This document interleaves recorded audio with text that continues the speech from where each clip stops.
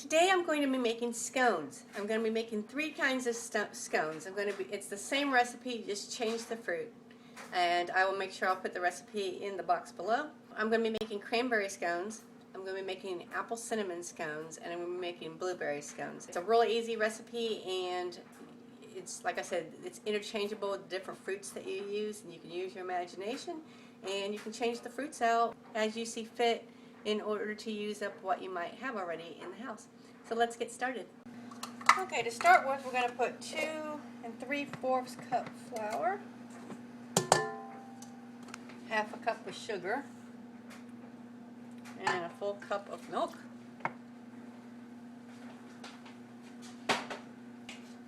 One tablespoon of baking powder.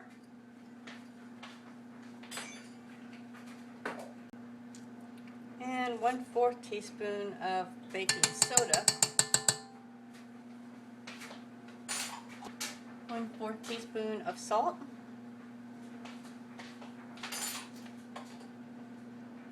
Half cup butter cubed, and so if you're using a stick, that's a full stick cubed. Okay, we're going to mix that up.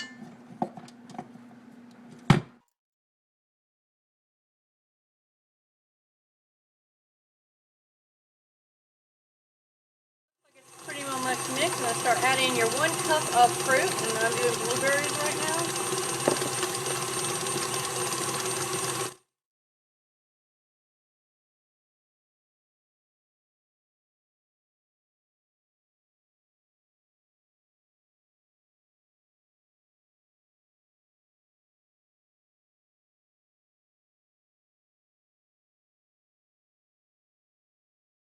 At this point, you can either put it in a round baking pan, or you can form it into a round or a circle on a cookie sheet.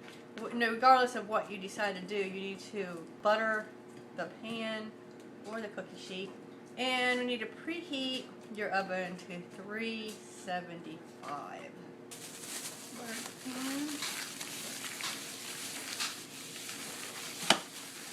It should be a nice stiff dough.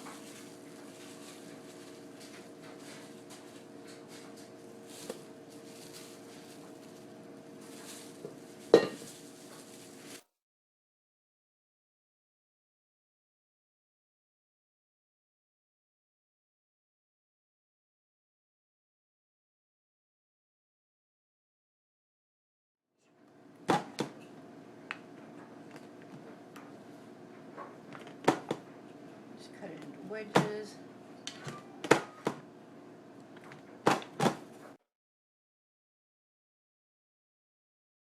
For the next batch, we're going to do the same thing. We're going to do apple cinnamon ones.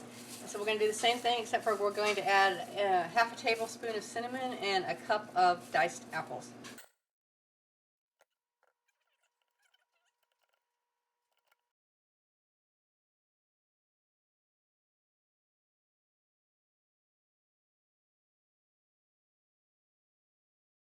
Okay, we've got the cranberry scones and then the cinnamon apple ready to go. Let's take a look at them.